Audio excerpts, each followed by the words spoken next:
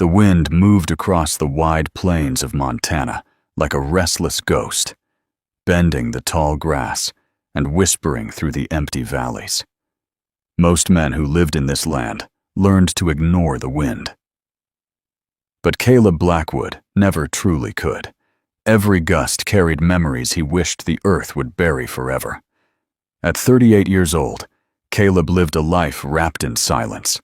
His ranch sat far from the nearest town, a lonely stretch of land where the mountains watched from a distance and the sky seemed too big for a single man. His cabin was small and worn by years of hard winters. The wooden boards creaked at night, and the fire in the hearth often burned longer than he needed, just to fill the quiet. People in the nearby town of Redemption believed Caleb preferred this kind of life. They said he was a man who liked to be alone. But they were wrong. Caleb did not choose silence because he loved it. He lived with it because it was all he had left. Behind his cabin, on a small hill, where the wind always blew hardest, 3 wooden crosses stood in the ground. The wood was weathered and gray from years under the Montana sky. One cross carried the name of his father. The other 2 were smaller. Those crosses marked the family Caleb once had. A wife who laughed easily, and a little boy who loved chasing calves through the pasture. Both taken in a single terrible week when fever swept through the valley years ago. Since then, Caleb had stopped expecting anything from the world. He woke before sunrise each day and worked until the stars came out. He fixed broken fences, tended cattle, chopped wood, and kept the ranch alive through stubborn will. And work kept his hands busy and his mind quiet. And quiet was the only thing he trusted anymore. Everything changed the day the new woman arrived in Redemption. Her name was Ara. Most people in town did not bother to learn it at first. They simply called her the new girl at the mercantile. She stepped off the dusty stagecoach one cold morning with nothing but a worn brown bag in her hand. Her dress was plain, her boots scuffed from travel, and her dark hair was tied back in a loose braid that had come half undone from the long ride. She looked young, maybe in her late 20s, pretty in a soft and simple way, but it was her eyes people noticed most. They carried a deep tiredness that did not belong to someone her age. Those eyes moved carefully, always watching the people around her, yet as if she expected danger even in a quiet street. Redemption was not a town that welcomed mystery. The women whispered about her during church gatherings. The men looked at her with curiosity that slowly turned into suspicion. Nobody knew where she had come from or why she arrived alone. But Ara kept her head down and worked. Mr. Henderson, the owner of the mercantile, gave her small jobs. She organized shelves, measured cloth, and mended torn sacks. She spoke politely to customers and never asked for more than what was given. She worked with the quiet determination of someone who had no other place left to go. Caleb first saw her on a calm afternoon when he rode into town for supplies. He tied his horse outside the mercantile and stepped inside the wooden store that smelled of leather and flour. The sunlight came through the dusty windows as he walked toward the counter. Ara stood there, measuring a length of cloth. When she looked up, their eyes met for the first time. Something in that moment felt strange. Caleb saw a reflection of his own loneliness inside her gaze. It was not something easy to explain, but he recognized it instantly. Pain recognizes pain. Their conversation was simple. He asked for flour, nails, and lamp oil. She gathered the items quietly and placed them on the counter. When he handed her the money, their fingers brushed for just a moment. Ara flinched. It was small and quick, but Caleb noticed, not the reaction of someone surprised, the reaction of someone who feared being touched. Neither of them spoke about it. He left the store with his supplies and rode back toward the ranch. but her face stayed in his thoughts longer than he expected. A week later, fate forced them together again. The storm came without warning. Morning skies turned dark and heavy, the color of old metal. By midday, the wind roared across the valley like an angry animal. Snow began falling in thick white sheets. Blizzards in Montana could kill a man faster than a bullet. Caleb knew this land well enough to respect it. He was riding along the northern fence line, checking for broken posts, when his horse suddenly stopped moving. The animal snorted nervously and refused to take another step. Caleb looked ahead through the swirling snow. At first, he saw nothing but white. Then a dark shape slowly appeared. A wagon had tipped onto its side near the trail. One horse struggled in the deep snow, tangled in its harness, and beside the wagon lay a person half buried in the storm. Caleb jumped from his saddle and pushed forward through the wind. Snow whipped across his face as he reached the fallen figure. He brushed the snow away. His breath caught in his chest. It was Ara. Her skin was pale from the cold. Her lips had turned blue and her lashes were covered in ice. She barely moved when he touched her shoulder. Her pulse under his fingers was weak and fading.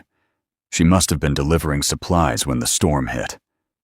Caleb looked back toward his ranch far across the frozen land. He hesitated.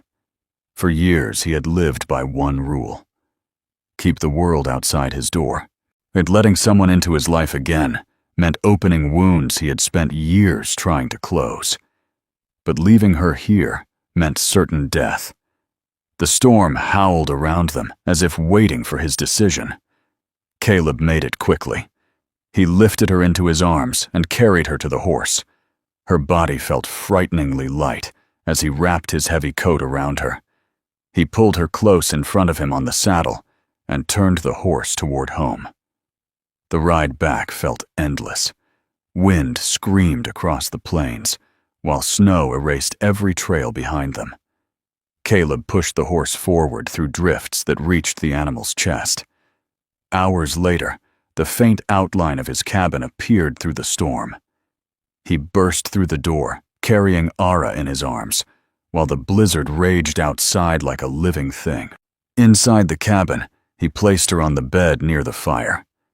He fed the flames until the room glowed warm orange. He rubbed warmth back into her frozen hands and feet. He spooned small sips of broth between her lips. For 2 days, the storm trapped them together. Ara never fully woke. She whispered strange words in her sleep, and sometimes cried out softly, as if reliving terrible memories.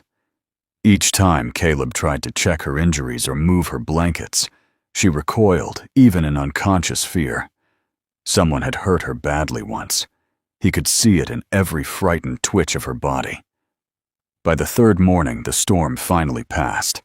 The world outside the cabin was buried under fresh white snow, and the sky looked calm again. Ara slowly opened her eyes. For a moment, she seemed confused by where she was. And then she saw Caleb sitting quietly near the fire. He simply nodded toward the door. "You're safe," he said. Later that morning, he helped her into the sleigh to take her back to town. Their conversation during that short ride was careful and quiet, but something had already changed between them. When he dropped her at the mercantile door, neither of them spoke about the storm. Yet as Caleb rode back toward his lonely ranch, the silence of the plains felt different. For the first time in years, it no longer felt empty. For a short time after the storm, life and redemption seemed to return to normal. Ara went back to her work at the mercantile, as if nothing unusual had happened. She measured cloth, arranged shelves, and repaired torn sacks, just as she had before. She kept her voice soft and polite, with every customer who entered the store. But the town watched her more closely now. Redemption was the kind of place where people noticed everything and trusted very little. A woman who arrived alone without a past always carried suspicion with her. The The whispers began slowly. Women leaned together outside the church doors and spoke in quiet voices when Ara passed by. Men standing near the saloon watched her with narrowed eyes, as if they were waiting to discover something wrong about her. Ara pretended not to hear any of it, but every word still reached her ears. The trouble truly began with Martha Holt. Martha was the preacher's wife, a woman who believed the world should always be neat and proper, that she liked knowing exactly where every person in town belonged. Ara did not belong anywhere. One cold morning, Martha walked into the mercantile to buy sewing thread. Her sharp eyes moved across the shelves until she suddenly stopped near the front display. A silver locket was missing. It had been there the day before, shining softly inside a small glass case. Now it was gone. Martha's voice grew loud enough for everyone inside the store to hear. "Mr. Henderson, that locket was here yesterday." The shop owner frowned and walked over to check. Within minutes, the small store filled with tension. Shelves were searched. Drawers were opened. Every corner of the counter was inspected. Ara stood quietly beside the sewing table, her hands folded tightly together. Then something strange happened. "Mr. Henderson reached into Ara's sewing bag and slowly pulled out the missing locket. The room fell silent. The silver piece dangled from his fingers, catching the light from the window. Mr. Henderson looked at Ara with deep disappointment. "Stealing?" he said quietly. Ara's face turned pale. "I did not take it," she whispered. But her voice sounded small compared to the heavy silence inside the room. Martha Holt shook her head slowly, as if she had expected this all along. "Some people bring trouble wherever they go." Within an hour, the entire town believed the story. By sunset, Ara had lost her job at the mercantile, and something even worse, her reputation. For 2 nights, she stayed inside her small rented room above the store. The wooden walls felt thin as paper, while voices from the street drifted upward through the window. Yet every passing conversation seemed to carry her name. She counted the few coins she had left on the small table beside her bed. It was not enough to survive. Not enough for food. Not enough for another place to stay. On the morning of the 3rd day, Ara made a decision she had been avoiding. She saddled the tired rented horse outside the mercantile and rode away from town. The cold air bit at her cheeks as she followed the dirt road, leading toward the open plains. Caleb Blackwood's ranch stood far beyond the cottonwood trees near the edge of the valley. She had nowhere else to go. Caleb was outside splitting wood when he saw the horse approaching.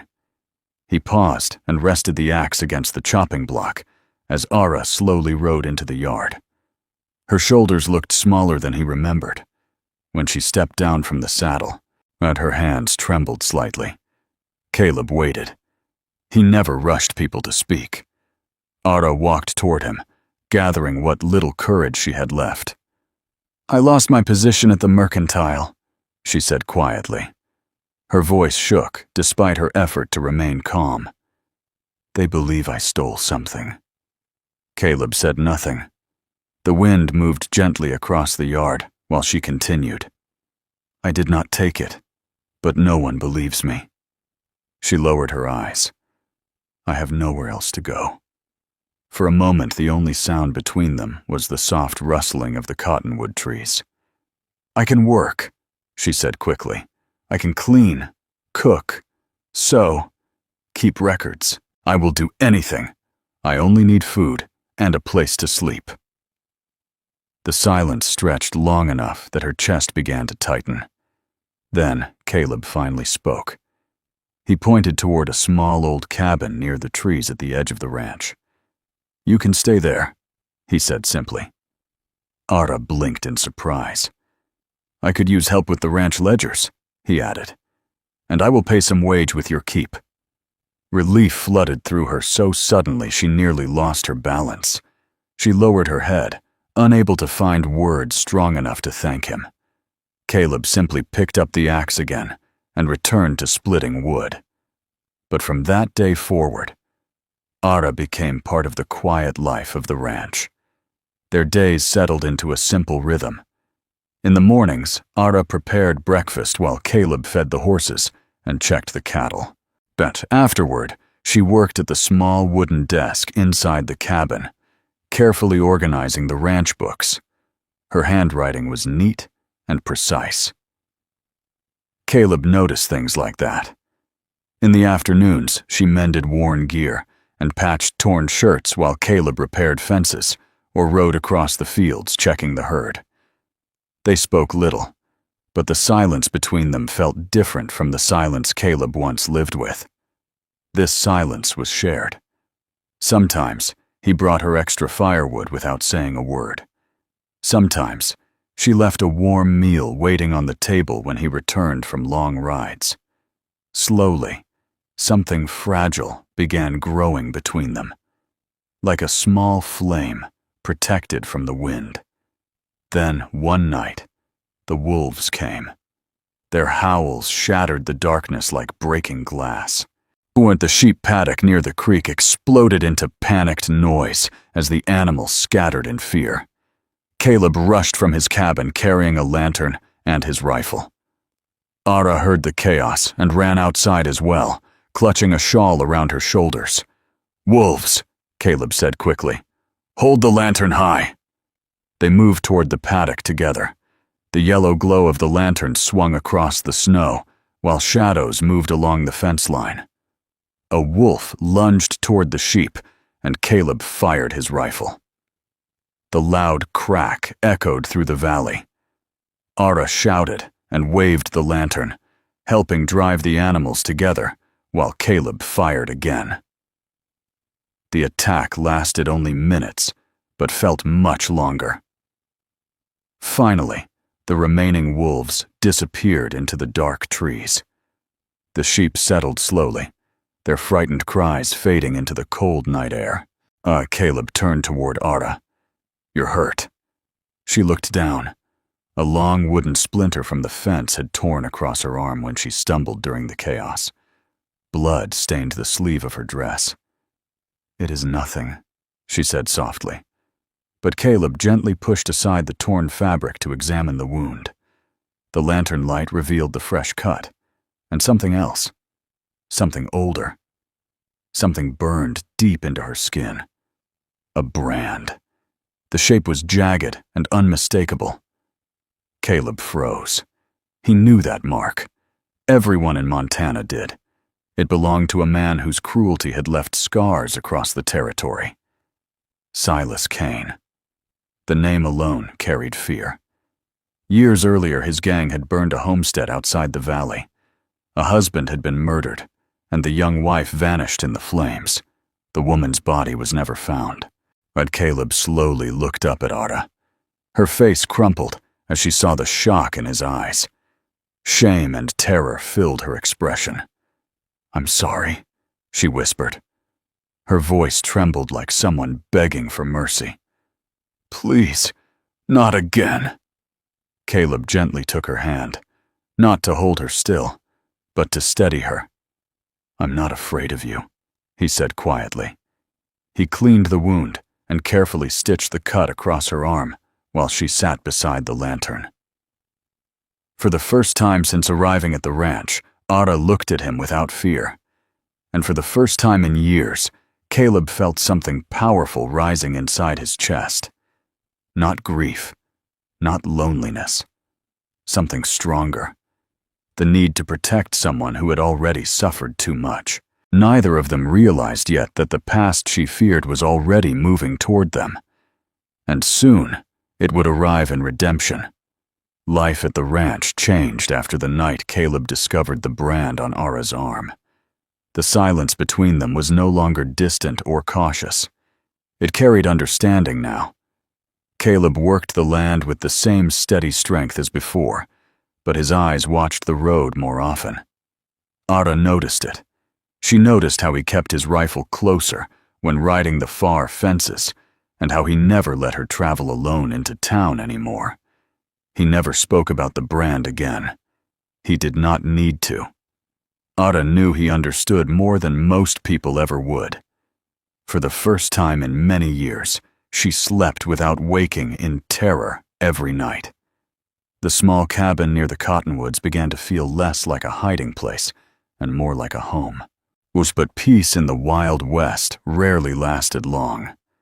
The trouble arrived on a bright afternoon when 3 polished wagons rolled slowly into Redemption. The wagons were expensive, shining in the sun like something from the eastern cities.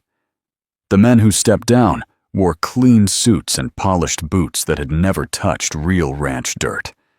They carried maps and legal papers. They spoke loudly in the center of town about progress and opportunity. But the man leading them drew the most attention. Silas Kane. He looked older than the stories people remembered. His dark hair had streaks of silver now, and his face carried the calm smile of a man used to getting whatever he wanted. But his eyes had not changed. Cold, sharp, dangerous. Kane spoke politely with the townspeople, and he shook hands with merchants and praised the valley as if he admired it deeply. He said he planned to bring development to the land. Rail connections, new business, prosperity for everyone willing to cooperate. Many people in town listened carefully. Greed often spoke louder than caution. Ara happened to be inside the mercantile that day, buying thread when the door opened, and Kane stepped inside. For a moment, the world stopped. The spool of thread slipped from her fingers and rolled across the wooden floor. Her heart slammed painfully against her ribs. She had not seen him since the night her life burned away in fire and smoke. He had murdered her husband. He had burned their home. And before leaving her to die, he had pressed a burning iron into her arm like she was nothing more than property. Ara could not breathe. Out she turned and ran. Out the door, down the dusty street, past the curious eyes of the townspeople. She ran until the town disappeared behind her and the open land stretched toward the ranch. Caleb was repairing a section of fence when he saw her stumbling toward him. Her face was white with terror. Before he could speak, she grabbed his coat. "Silas Kane," she whispered. The name struck him like thunder. Caleb pulled her into his arms as her body trembled violently. "You are safe here," he said firmly. But even as he spoke those words, he knew safety would not last long. Kane had not come to the valley by accident. Over the next few weeks, the truth became clear. Silas Kane wanted the valley. The water running through the land could support rail expansion and mining operations. But the ranches standing across the territory were simply obstacles. One by one, Kane approached the landowners with offers. Sell your property. Join his development plans. Many men agreed quickly. Money could make people forget their pride. But Caleb Blackwood refused. His ranch was not for sale. The trouble began slowly. First came the legal papers claiming parts of his land had been wrongly claimed years earlier. Then came small acts of sabotage. Fence lines were cut during the night. Cattle were poisoned near the creek. Supplies meant for the ranch vanished before reaching town. Soon, even some townspeople began treating Caleb differently. Kane had promised jobs and wealth to those who supported him. Fear and greed spread through Redemption like sickness. One night, everything changed. Jed Mills, Caleb's oldest friend in the valley, was found dead near the road outside town. The sheriff called it an accident, a fall from his horse. But Caleb knew better. He saw the tracks left behind in the dirt. Too many horses. Too many men. That night, Caleb and Ara sat beside the fire inside the ranch house. The flames flickered across their faces while the wind moved quietly outside. Ara spoke first. "No more running," she said softly. Her voice carried a strength Caleb had never heard before. "He took everything from me once. I will not let him take you too." Caleb looked at her for a long moment. In her eyes, he saw courage, stronger than fear. "We end this," he said. Their plan formed slowly over the next few days, but it was simple and dangerous. Caleb spread a rumor through town that he had discovered silver inside a narrow canyon on his land. Word traveled quickly, exactly as he expected. Silas Kane could not resist the chance to control a silver deposit. Before dawn 3 days later, Kane and 6 armed men rode toward the canyon. They expected to find Caleb alone and easy to eliminate. Instead, they rode into the Devil's Jaw. The canyon was narrow and twisted with unstable rock walls rising high above the path. Sound echoed strangely inside the gorge, perfect ground for an ambush. As Kane and his men entered deeper into the canyon, a loud cracking sound echoed above them. Caleb cut a rope hidden along the cliff. A heavy rock slide crashed down behind the riders. The entrance sealed shut. Gunfire exploded through the canyon walls as confusion spread among Kane's men. Caleb moved quickly through the shadows of the rocks, using the twisting paths to separate them. One by one, the gunshots echoed. High above the canyon ridge lay another figure. Ara, hidden behind a rock with a rifle resting against her shoulder. Caleb had taught her how to shoot during the past weeks. Now she watched carefully for every signal he gave. One of Kane's men tried to climb a side ridge to attack Caleb from behind. Ara fired once. The bullet struck clean. The man fell. The fight continued until only 2 men remained standing inside the canyon: Caleb and Silas Kane. Kane backed against the stone wall, his expensive coat torn and covered with dust. His pistol shook slightly in his hand as he aimed it. You could have had everything," Kane spat. "Now you die with nothing." Before he could fire, a sharp crack echoed from above. Ara's rifle. The bullet struck Kane's shoulder, and his pistol flew from his hand. Caleb lunged forward, and the 2 men crashed to the ground. They struggled fiercely across the rocky floor of the canyon. Kane fought like a desperate animal, but as he scrambled backward, he moved beneath a large loose boulder resting high above the cliff. The ground shifted. The rock broke free. The canyon thundered with a terrible roar. When the dust cleared, Silas Kane lay crushed beneath the massive stone. The land itself had delivered the final judgment. Caleb stood slowly, breathing hard as pain spread through his bruised ribs. Ara dropped the rifle and ran down the rocky path toward him. Her hands trembled as she touched his face. "You are hurt," she whispered. He pulled her gently into his arms. "It's over," he said quietly. "He can't hurt you anymore." Weeks passed. Winter slowly softened the valley again. Snow rested gently along the distant mountains, while the ranch stood quiet under the pale sky. One morning, Caleb and Ara stood together on the small hill behind the cabin. The 3 wooden crosses remained there, but the weight they carried no longer felt as heavy as before. Ara slipped her hand into Caleb's. For the first time in many years, the silence around him did not feel lonely. It felt peaceful. 2 broken lives had survived the storm, and together they began building a future stronger than the past that once tried to destroy them.